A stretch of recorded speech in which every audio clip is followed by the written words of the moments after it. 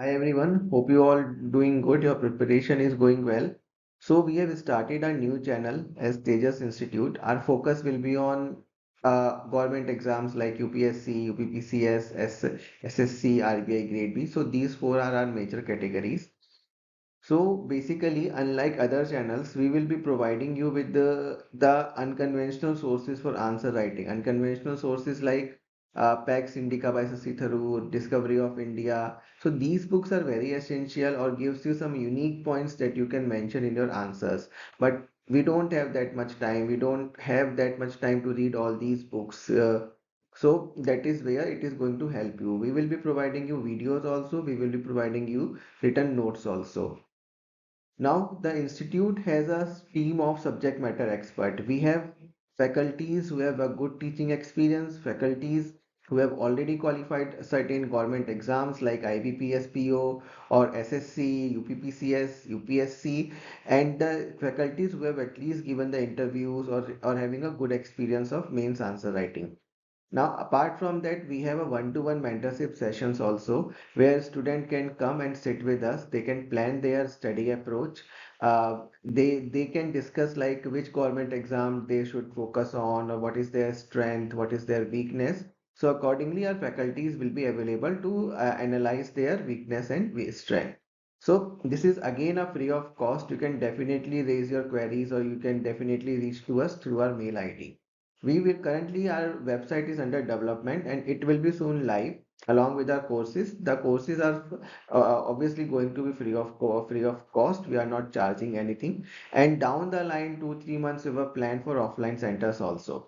Our major focus area will be the Western UP region, where we found that there are a lot of talent or the aspirants are talented, but they don't have that facility, so they are traveling to Delhi and they spending lakhs of money in their preparation. Okay, now so moving on to our today's topic. Today we will be talking about climate finance taxonomy. So you know that the budget is announced just yesterday, and the budget is mentioning that India will be introducing climate finance taxonomy. Okay, so before we move on to, let me introduce myself. I am Mohit Agarwal. I have an experience of 2 interviews and 3 mains. Along with that, I am associated with different channels like Prep IAS, like Stand You platform where I have been teaching Indian economy and anthropology. So here I'll be talking today about the climate finance taxonomy. What is this? What is this all about? This is a very important topic from exam point of view. Okay. So let's start with the very basic concept of CFT. CFT we call it climate finance taxonomy. So you understand the meaning of taxonomy. Taxonomy is generally means classification, right? So it's the meaning of classification. Now, when I say classification, we have plant taxonomy, we have animal taxonomy. Okay, so what all it does? It does the classification on certain features. Classification based on certain features, right? So the same way, it is the meaning that it is classifying the climate finance as sustainable or not. There will be two things only, either yes or either no. Now, what are the sustainable activities? It is going to clearly define it, right? So we are talking about sustainability since 1972, but we don't have a clear picture like what all activities are considered as sustainable. Now this CFT system is going to clear this confusion and we have a clear picture now. We will be having a clear picture now that what all activities we can call it as sustainable, right? So it's a classification system whose focus is to identifying the economically sustainable activities, right? So in this, the government will be coming out with the sustainable activities, a clear definition of sustainable activities, right? Another one important factor is the benchmarking of investment, whether the investment done or we call investment done in green sector, investment done in green sector can be called as sustainable or not. It will be again based on the definition of CFT. So you can benchmark this investment as in the areas of climate risk management, net zero transition planning, or the climate disclosure, right? So in these categories we can define the entire activities as sustainable or not. So again, it's a positive approach. This approach basically defines what all activities are sustainable. It does not define that what all activities are not sustainable. This is an important point. Please note this. It defines what all are green activities or sustainable activities, but does not define non-green or say brown activities, right? This is an important point. Moving on to next, why it is important. Now understand why it is important. So it is going to set a frame of reference. Now when an investor is coming or a company is coming, now they want to invest in some green sector, right? As part of their carbon capturing or carbon accounting. Now they have a clear picture that boss, this is the activity which as per the government definition will be sustainable and is going to definitely improve my carbon accounting. So they will now have a frame of reference, right? Now again, it is now when we are coming with something as a clear picture, ठीक है? So यहाँ से हमारे को clear picture मिलती है कि what all is the sustainable activity. So company will can better plan their investment, right? So greenwashing practices will be removed. What is greenwashing? Greenwashing is like when we say that we have made an investment in some green project or some environment friendly project, but actually it is not. But actually it is not, right? So for example, when we say we have opened a eco lodge inside a forest. Now we are calling this as a eco lodge, that it is eco-friendly. But do you understand that this lodge is being built after cutting lot of trees? So that greenwashing practices will again be removed, right? And most of the important that now with the clear picture, now when the business knows that this is a green activity and it will be giving a benefit to their carbon accounting, they can now will be say increasing their financing for such projects. So definitely will be having a more investment for the sustainable or the green activities, for the sustainable or the green activities, right? So quickly just recap what we understand. CFT is a frame of reference. It provides a frame of reference for investors and companies where they can decide whether they are investing in a sustainable activity or not, right? Moving on to next. Now, most important is how does it work? We studied what is CFT. We understood like what are the benefits of CFT, right? Now the points come, what is, how does it work? So first of all, as a first step, government comes out with a regulation that they made a law or they make some orders. In that law, they define what are the objectives to be achieved with this CFT, or say with this frame of reference, or say with this classification system, what they want to achieve, right? Now, based on those activities, they define the conditions, right? For example, activity one. Let's talk about activity one. Now, the activity one, first what they will say, okay, what is the objective of this activity? Does it lying in these objectives or not? And if these lying in these objectives, are they fulfilling the condition of the sustainable activity? So it's a three-step. First step, second step is the defining of the objectives, and the third step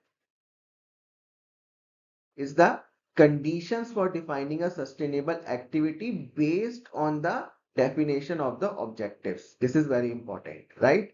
So this is a three-step. I'll be showing this with an example in the next coming or in the coming slides.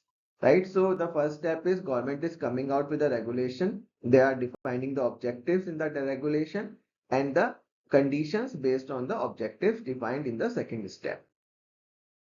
Now I'll take a case study to explain. So the European Union has already implemented CFT. They implemented in 2020. I say July 2020. They come out with a regulation. What it says again, it says that it's a classification system. right? So classify what are the sustainable economic activity. It's a tool that helps investors and companies to make the informed investment decisions. Fine. So technological policy developments, again, it facilitates the transition of polluting sectors. How? Through the inflow of private investment. So more the investment, more better will be the technology evolution for this non for these polluting sectors, which are then converting into non-polluting. Now you know that we are planning for in situ transition of polluting factories into non-polluting by using technologies like scrubbers. Scrubbers can be input into the chimneys that absorbs the harmful gases and release the pure gas in the air. Right? So it's a technological neutral. It does not call for an say sudden change in the technology. Then there will be a transparency that is going to give a better clarity for investment purpose. Now again they define what EU taxonomy is not. This is of least important for us because it depends from the government to dog government. Just for your understanding and to give you an idea, it is not a mandatory list, right? The list that they have defined, it's not. It is not a rating of greenness. It does not say the project is how much green, or it pure, or it is like we have a say rating of yellow, red, white industries in this CPCB Act, right? Pollution Control Board. They have defined three categories. One is the red, another one is yellow, and another one is white. White industries are the pure industries or the non-polluting industries. So it is not a rating, right? It does not make any judgment on the financial performance of an investment. It just give an idea whether that investment is going into the green sector or not. Again, the point that I have already highlighted, that it's a positive factor, it's a positive concept, and not a negative concept. It does not say that what's not green, yeah, what's not green is not necessarily brown. That means whatever is not green is not actually non-polluting. It does not say this, right? Now, coming to that. So, what the second step I mentioned? If you go and in the C, what's the second step I mentioned? So, as a second step, I mentioned that the objective is objectives defined. So, first step, government regulation is there. Government regulation. Then we come up with objectives. And then we have a definition of sustainable activities, right? Definition of sustainable activities, right? So these are the objectives that EU has defined. European Union has defined. First is climate change mitigation, climate change adaptation, sustainable use and protection of water marine resources, transition to a circular economy. Circular economy talks about recycling, pollution prevention and control, protection and restoration of biodiversity and ecosystem. Right? So these 6 points you can learn from for any answer purpose. India will definitely be coming with its own objectives, but majorly, if you see, these are going to be the major objectives. So you can have a thumb rule that wherever the answer is coming or the question is coming regarding CFT, you mention these six major objectives, right? Now, so second step is done of the objectives. Now the third step is the definition or say condition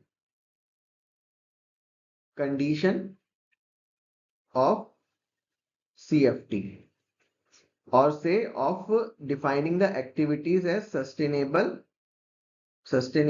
or not. Fine. So what are these conditions? And now say I'll explain with an example. You see the first step, making a substantial contribution to at least one environment objectives. So we studied the six objectives. We have studied the six objectives. So the first condition say any activity that is making a good contribution to at least one of the environment objective out of this six, right? Out of this six, if any activity is making at least in one objective will be considered as the sustainable activity. Now, doing no significant harm to any of the other five, right? Another one like the activity is contributing to one objective, but it should not harm the other five objectives. So it may be possible that the activity is achieving only one objective, but is not achieving any other five objective, but it says that those five objectives should not be negatively impacted, right? Complying with minimum safeguards, complying with the technical screening criteria. Sorry, it's a screening criteria. Like we have a environment assessment. We have this is a technical screening round is there in this scoping that we call as scoping screening. Similarly, there were technical screening criteria that can be defined. So now these are the four conditions. Make a substantial condition to at least one of the six environment objectives. Do not significantly harm any other five objectives. Comply with minimum safeguards and comply with the applicable technical screening criteria. Fine. So what are the three steps that I defined? One is the government regulation. In the government regulation, they define the objectives to be achieved with the CFT, and then we have a conditions defined based on the objectives. Fine. I hope this is clear. Three step. Moving on to now, what's the ground impact? Now, EU has already implemented this in July 2020. So, does it make any positive impact or not? That's a big question. Or it's just a concept on the paper. Like you see, whatever environmental conferences are happening, the experts are saying that they are just sitting in the AC rooms, big hotels, and all these things. So is it like that only? So let's see. So what says the data says the companies have started using taxonomy to plan and highlight their green investment. Yes, this is the investment that they are talking about, and companies are now deciding whether the investment is green or not based on the taxonomy defined by the European Union. So around 20% of the companies' capital investments are aligned with the taxonomy, right? So अगर 100 रुपए as a green sector में जा रहा है आपका, अगर 100 रुपए green sector में इन्वेस्ट हो रहा है, तो उसमें से 20 रुपए are aligned with the taxonomy, aligned with taxonomy. Fine. Now, next is the companies are increasingly using taxonomy to guide or showcase their taxonomy aligned capital investments. So, in their annual reports, they are now using that my capital investment are taxonomically aligned. This is the another big impact. Now, capital investment into taxonomy aligned activities have increased in 2024 compared to the previous year, right? Another impact is seen as the positive market performance. So when I talk about share market, there is a positive growth or the positive response towards the shares of those companies who are disclosing their taxonomy alignment figures. For example, Google says their 20% investment, their 20% investment are taxonomically aligned. Taxonomically aligned. While another company, say Meta, does not mention about, not mentioning about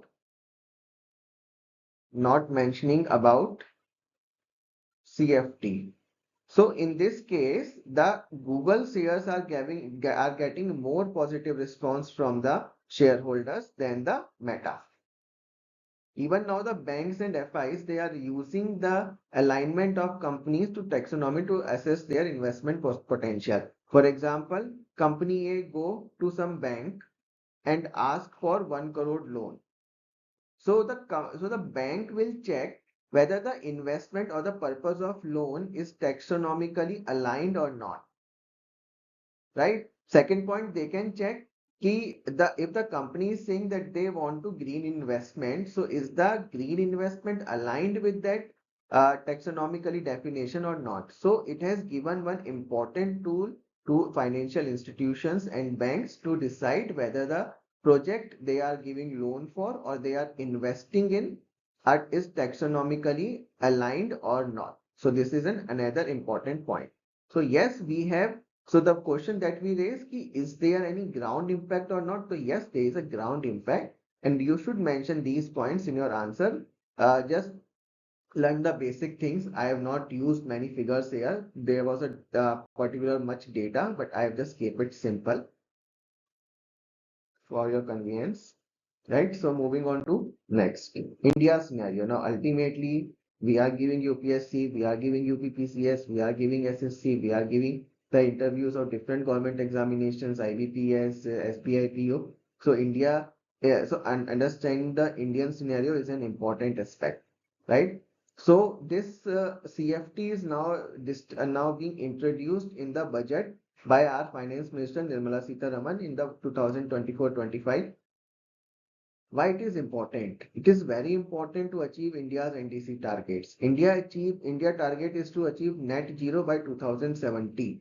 So net zero emission is basically the emission that we are causing. Emission that we are causing should be equal to emission that we are absorbing.